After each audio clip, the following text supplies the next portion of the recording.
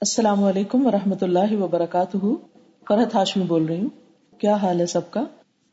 اکثر لوگوں سے جب ملاقات ہوتی ہے تو وہ اپنی کسی نہ کسی پریشانی کا اظہار کرتے رہتے ہیں۔ انسان جب پریشان ہوتا ہے تو شیطان اپنا کام کر دکھاتا ہے اور انسان کو اللہ سے اور بندوں سے مزید بدگمان کرتا ہے، مایوس کرتا ہے۔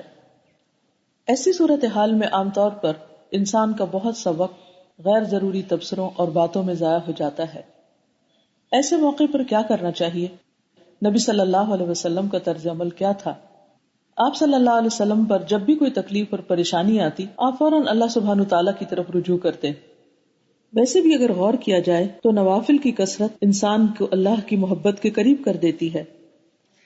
کثرت سے نوافل ادا کرنا نبی صلی اللہ علیہ وسلم کے ساتھ جنت میں داخل ہونے کا سبب بھی ہے۔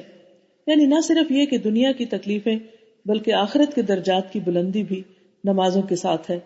نوافل فرائض کو مکمل کرتے ہیں۔ ویسے بھی نفل نماز درجات کی بلندی کا ذریعہ ہے جس سے انسان کے گناہ مٹا دیے جاتے ہیں۔ نبی صلی اللہ علیہ وسلم نے فرمایا، زیادہ سے زیادہ سجدے کیا کرو، کیونکہ تم اللہ تعالیٰ کی رضا کے لیے ایک سجدہ کرو گے تو وہ اس کے بدلے تمہارا ایک درجہ بلند کر دے گا اور تمہارا ایک گناہ مٹا دے گا۔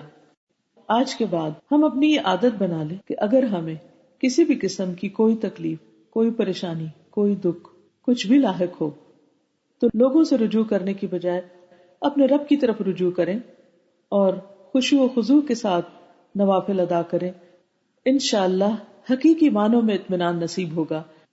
اللہ تعالی ہم سب کو عمل کی توفیق عطا فرمائے۔ السلام علیکم ورحمۃ اللہ وبرکاتہ۔